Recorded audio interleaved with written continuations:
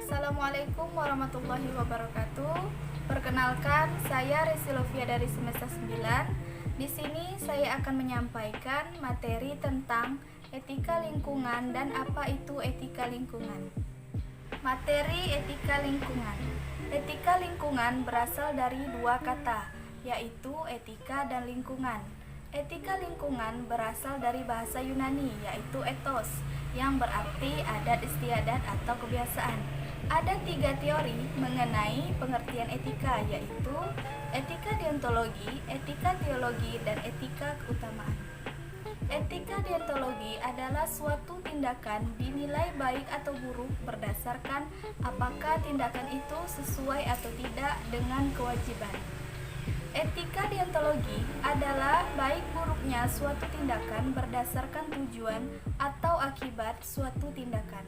Sedangkan etika keutamaan adalah mengutamakan pengembangan karakter moral pada diri setiap orang. Lingkungan adalah segala sesuatu yang ada di sekitar manusia yang mempengaruhi kelangsungan kehidupan, kesejahteraan manusia dan makhluk hidup lain, baik secara langsung maupun secara tidak langsung. Jadi, etika lingkungan merupakan kebijaksanaan moral manusia dalam bergaul dengan lingkungannya. Etika lingkungan diperlukan agar setiap kegiatan yang menyangkut lingkungan dipertimbangkan secara cermat sehingga keseimbangan lingkungan tetap terjaga. Adapun hal-hal yang harus diperhatikan sehubungan dengan penerapan etika lingkungan sebagai berikut. Pertama, manusia merupakan bagian dari lingkungan yang tidak terpisahkan, sehingga perlu menyayangi semua kehidupan dan lingkungannya selain dirinya sendiri. Kedua, manusia sebagai bagian dari lingkungan hendaknya selalu berupaya untuk menjaga terhadap pelestarian, keseimbangan, dan keindahan alam.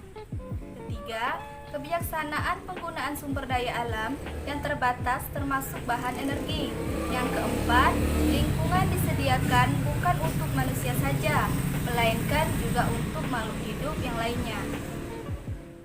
Di samping itu, etika lingkungan tidak hanya berbicara mengenai perilaku manusia terhadap alam, namun juga mengenai relasi di antara semua kehidupan alam semesta, yaitu antara manusia dengan manusia yang mempunyai dampak pada alam dan antara manusia dengan makhluk hidup lain, atau dengan alam secara keseluruhan. Jenis-jenis etika lingkungan. Etika lingkungan disebut juga etika ekologi. Etika ekologi selanjutnya dibedakan menjadi dua, yaitu etika ekologi dalam dan etika ekologi dangkal. Selain itu, etika lingkungan juga dibedakan lagi sebagai etika pelestarian dan etika pemeliharaan.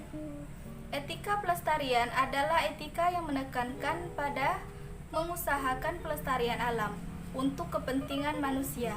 Sedangkan etika pemeliharaan dimaksudkan untuk mendukung usaha pemeliharaan lingkungan kepentingan semua makhluk. Etika ekologi dangkal. Etika ekologi dangkal adalah pendekatan terhadap lingkungan yang menekankan bahwa lingkungan sebagai sarana untuk kepentingan manusia yang bersifat antroposentris. Etika ekologi dangkal ini biasanya diterapkan pada filsafat, rasionalisme, dan humanisme, serta ilmu pengetahuan mekanistik yang kemudian dianut oleh banyak ahli lingkungan. Kebanyakan para ahli lingkungan ini memiliki pandangan bahwa alam bertujuan untuk memenuhi kebutuhan hidup manusia. Secara umum, etika ekologi dangkal ini menekankan hal-hal berikut ini.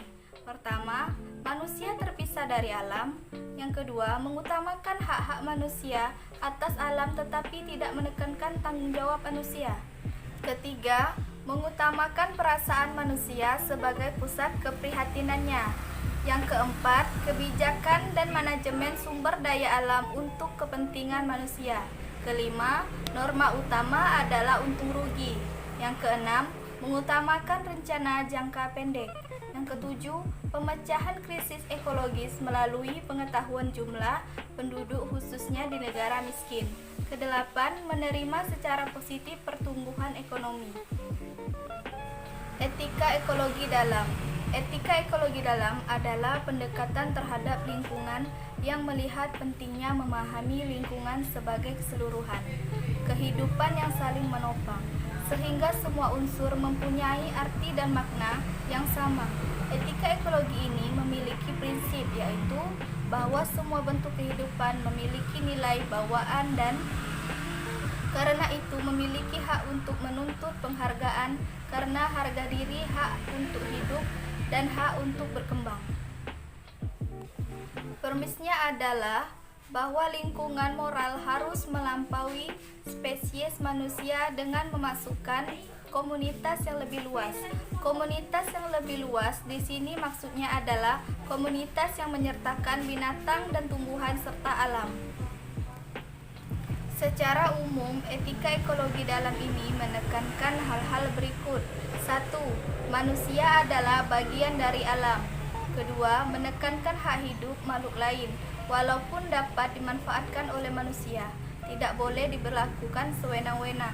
Ketiga, prihatin akan perasaan semua makhluk dan sedih kalau alam diperlakukan sewenang-wenang. Keempat, kebijakan manajemen lingkungan bagi semua makhluk. Kelima, alam harus dilestarikan dan tidak dikuasai. Keenam, pentingnya melindungi keanekaragaman hayati. Ketujuh, menghargai dan memelihara tata alam. Kedelapan, mengutamakan tujuan jangka panjang sesuai ekosistem. Kesembilan, mengkritik sistem ekonomi dan politik dan menyodorkan sistem alternatif, yaitu sistem mengambil sambil memelihara.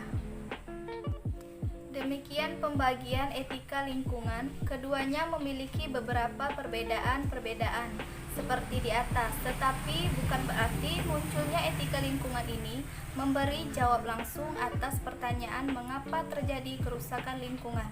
Namun, paling tidak dengan adanya gambaran etika lingkungan ini dapat sedikit mengurangi norma-norma mana yang dipakai oleh manusia dalam melakukan pendekatan terhadap alam ini. Dengan demikian, etika lingkungan berusaha memberi sumbangan dengan beberapa norma yang ditawarkan untuk mengungkap dan mencegah terjadinya kerusakan lingkungan. Sekian penyampaian materi dari saya tentang etika lingkungan dan apa itu etika lingkungan. Saya akhiri. Wassalamualaikum warahmatullahi wabarakatuh.